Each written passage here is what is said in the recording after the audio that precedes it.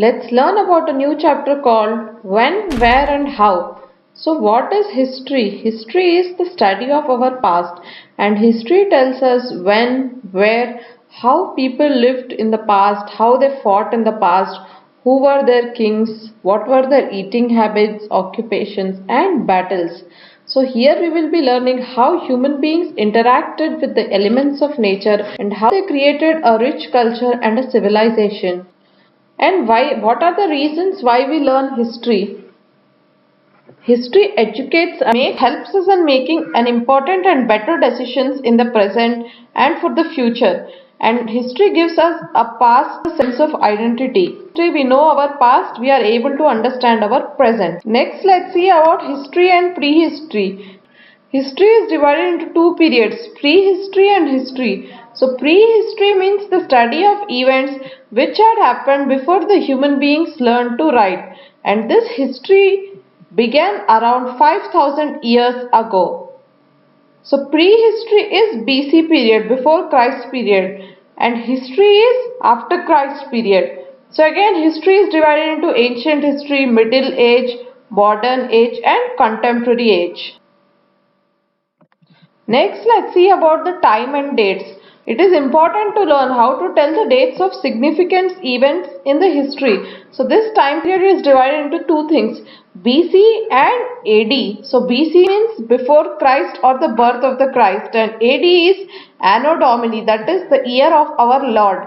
And the term circa means it is used when a date of an event is known for sure. And then decade means a period of 10 years, and a century means a period of 100 years, and millennium means a period of 1000 years. So in this image we see some of the prehistoric tools. Next, let's see about the geographical framework. So geographical framework is an important factor which influences the location of early settlements around the world. So the Egypt, Mesopotamia of Iraq, Indus, China, all these places are located in and around the river valleys. And geography of a land, it has a very powerful impact on the ancient history. So in this image we see the four early river valley civilizations: Mesopotamia, Egypt, Indus and ancient China. Next, let's see about the Himalayas. They have very long height. So they stretch from across the north of India. People used to travel in and out of the India. Traders, travelers and invaders also entered India through these low-lying points of Himalayas. So this is the image of a Himalayan mountain. Oceans and the seas. The Indian Peninsula protects the India. So this long coastline, natural ports, harbors, all these have encouraged trade from India with different countries such as Rome, Mesopotamia, Egypt and Southeast Asia. So India is connected via the ocean and the sea route to different countries of the world. And there is next northern plains. These lie between the Indus and the Ganga rivers, and these plains are very fertile.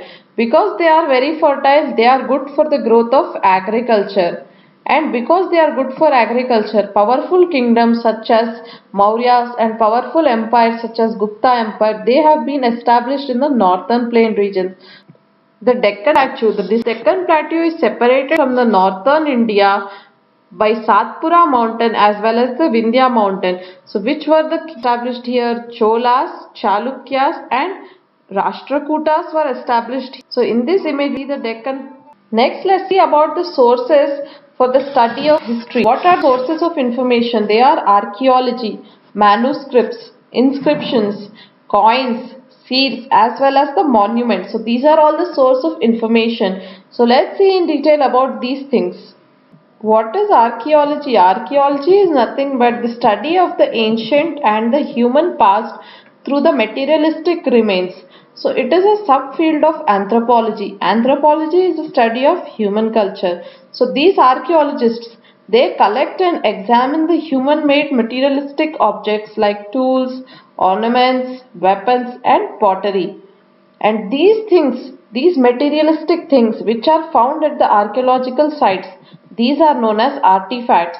And how do they help us? They help us by providing the clue about how people have lived in the past. So this is an image of an archaeological monument. Manuscript means documents which are written by hand. This gives us a big information source, and these were written on the dried barks of trees, copper plates, as well as the palm leaves. And in which language were these written? They were written in Sanskrit and Pali language, and the Tamil language is used only in the South India. So these sources of history are of three types: religious literature, secular literature, and the accounts of the travelers. So this is an image of a manuscript which is written, handwritten in Sanskrit language. Let's see about the religious literature. So books like Vedas, Ramayanas, Triptikas, these provide us the wealth of knowledge and about the ancient history, and these books gives the historians information about the society, religion and politics of that ancient time. So this is a Valmiki's Ramayana book. Secular literature. This is nothing but a writing on any subject other than religion, politics, grammar, medicine and law. What were the examples of such books?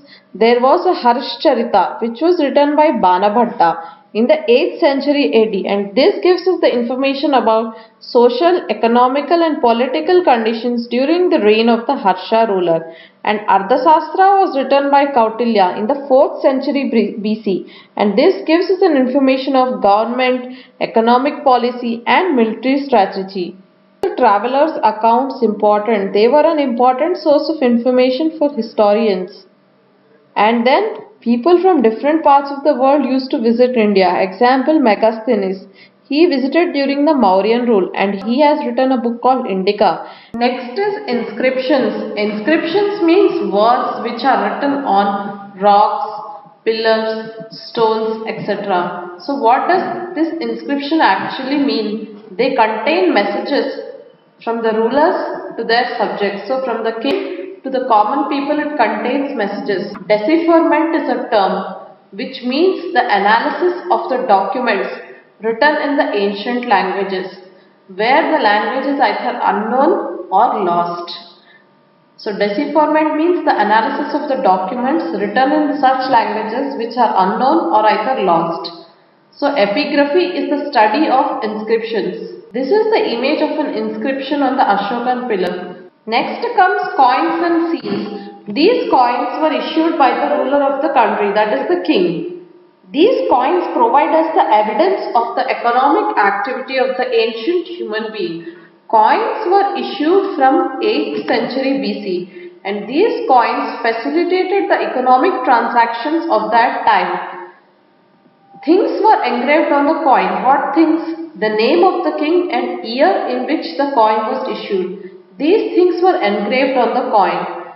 The study of the coin is known as numismatics, and this study helps us to discover about the past.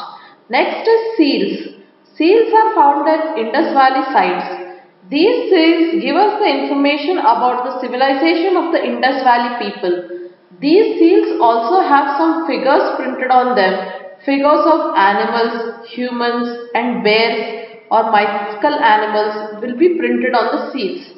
So seals also have an inscription sort of pictorial writings. This is the image of different coins on which the images of the kings were engraved. Seals give us an information about the culture and civilization of the Indus Valley people. They indicate about the dresses, ornaments, hairstyles of the people. Skills of the artisans and sculptors also can be known. Trade contacts and commercial relations can be understood. Religious beliefs and scripts can be known. This is the image of seal showing the figures of yogi belonging to the Indus Valley civilization period.